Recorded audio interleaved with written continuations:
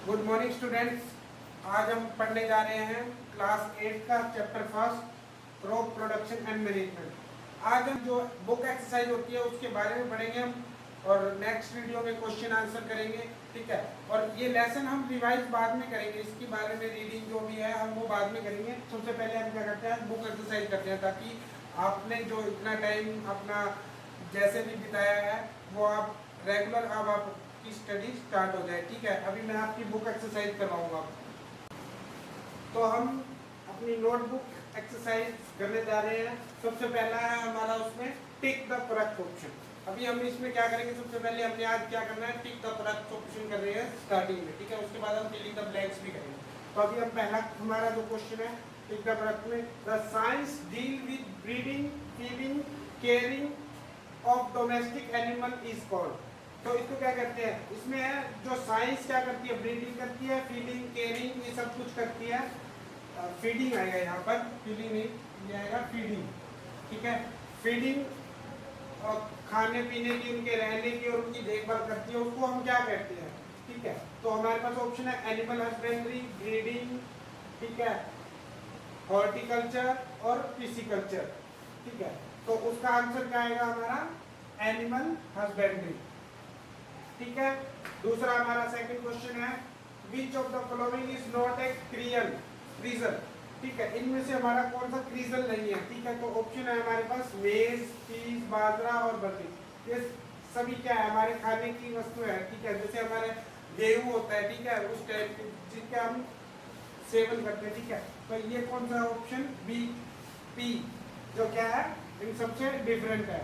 ठीक है, urea is a, urea क्या है, ठीक है, सबको पता होगा। ठीक है, ऑप्शन हमारे पास फर्टिलाइजर, कंपोस्ट, मैन्योर और नन ऑफ दिस। तो हमारा इसमें ऑप्शन आएगा फर्टिलाइजर। ठीक है, उसके बाद है हमारा rhizobium. Rhizobium bacteria are found in, जो राइबोजियम बैक्टीरिया होता है वो किसमें प्राप्त हो, किसमें मिलता है हमें, किसमें पाया जाता है। ऑप्शन है leaves, stem, root nodules and flowers. तो हमारा किसमें मिलता है, रूट नोडल्स में। अभी हम क्या करते हैं, जो ये कीवर्ड्स है इनके बारे में कुछ जान लेते हैं। ठीक है, कि हमें सीधा आंसर हमने टिक लगा दिया पर हमें इनके बारे में पता ही नहीं है, तो हम आंसर टिक कैसे लगाएंगे। सबसे पहले फर्टिलाइजर क्या होते हैं, ये होते हैं मैन मेड।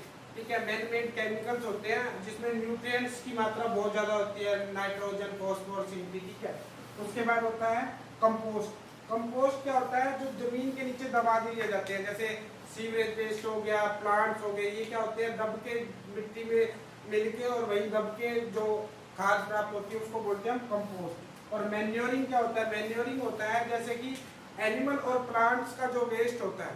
ठीक है, इसको हम दबाते नहीं है, ये एनिमल और प्लांट का जो वेस्ट होता है उससे जो तैयार होता है उसको क्या बोलते हैं, मैन्योरिंग। और ये बिल्कुल ऑर्गेनिक होता है, क्या, मैन्योरिंग। ठीक है, बस जो हमने ये लास्ट क्वेश्चन किया था इसमें आपको जैसे मैंने रूट नोडल्स बताए थे। ठीक है, उसमें देखो लीव्स का तो आपको पता ही है, लीफ क्या होती है, पत्तियां, स्टेम क्या होता है, तना।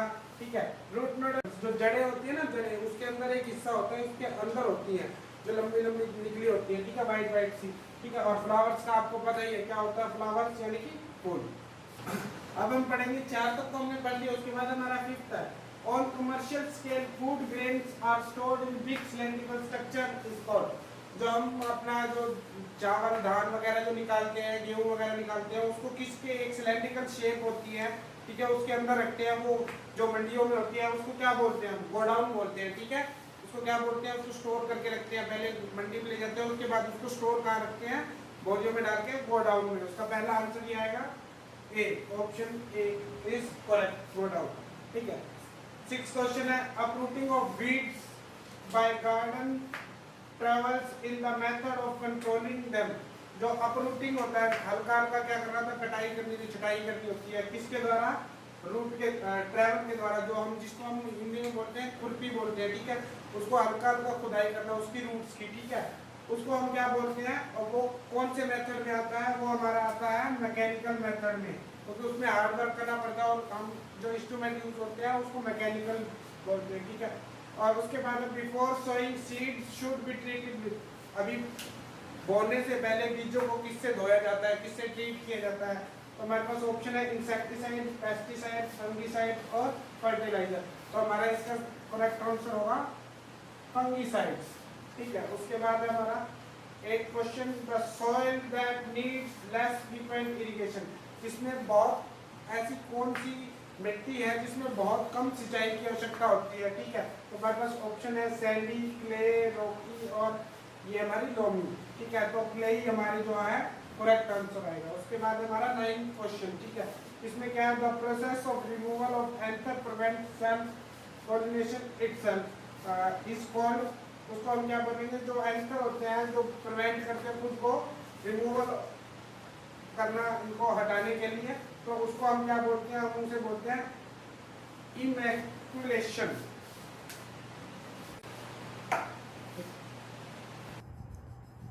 सेकंड है हमारा बी, जो हमारी बुक एक्सरसाइज है उसका बी पार्ट है फिल इन द ब्लैंक्स।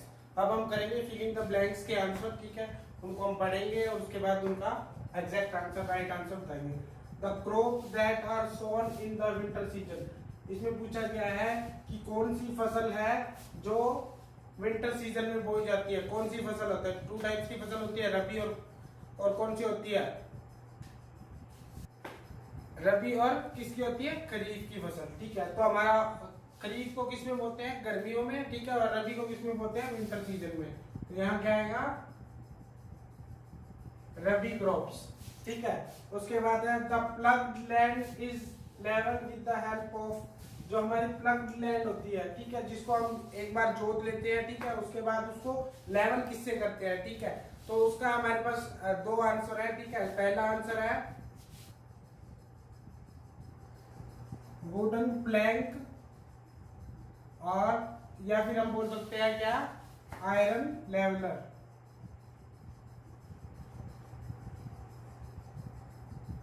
या इसको क्या बोल सकते हैं, आयरन लेवलर। प्लैंक या आयरन लेवलर, ये लोहे का एक बहुत बड़ा इंस्ट्रूमेंट होता है। ठीक है, उससे क्या करते हैं, उसके थ्रू उसको क्या करते हैं, लेवल करते हैं। ठीक है, उसके बाद क्या है, the supply of water to plants at regular interval through source other than the rain is called.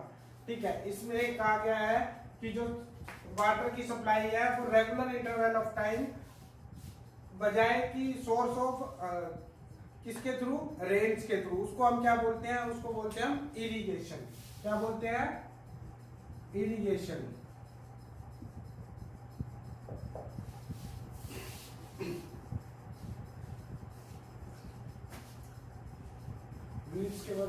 Plants that grow along with the main crops of the field are called. इसका मतलब है, जो हमारा 4th क्वेश्चन है, जब हम फसल बोते हैं उसके साथ कुछ अनवांटेड क्रॉप्स यानी कि कुछ पौधे उग जाते हैं, उनको हम क्या बोलते हैं, उनको हम क्या बोलते हैं, वीड्स। हमारा dash help in separating grains of husk. जो हम फसल को, जो गेहूं को अलग करते हैं, ग्रेन को, ठीक है, उसमें से जो दाना निकलता है उसको अलग करते हैं, उसको, उस प्रोसेस को क्या बोलते हैं, सेपरेशन अलग करने को। ठीक है, उसको बोलते हैं विनोविंग।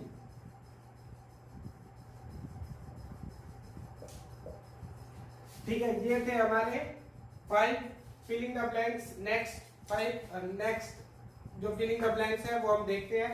आप एक बार इसको अच्छे से एक बार देख लीजिए।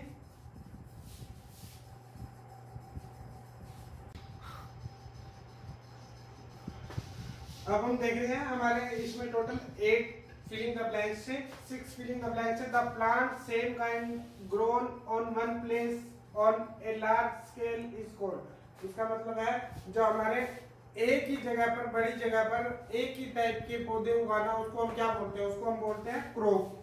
क्या बोलते हैं हम उसको, क्रॉप। ठीक है, उसको फसल बोलते हैं। ठीक है, the process of transferring the seeds from nurseries to field is called.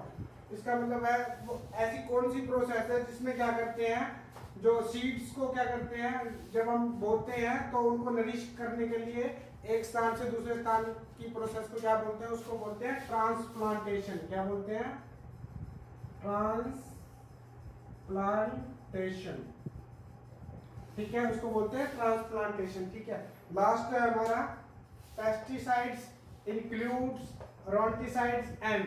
मतलब इनका मतलब है जो पेस्टिसाइड्स होते हैं, जो कीड़ों को मारने के लिए हम यूज करते हैं, उसमें इंक्लूड्स वो कौन कौन से होते हैं, कौन कौन से उसमें आते हैं। एक तो रोडेंटिसाइड्स और दूसरा आता है हमारा इंसेक्टिसाइड्स। क्या आता है हमारा? इंसेक्टिसाइड्स। तो ये हमारे बुक एक्सरसाइज थी, फिलिंग द ब्लैंक्स और टिक द करेक्ट हमने कर लिया है, ठीक है। I hope you like the video. If you like the video, please watch completely and do their work.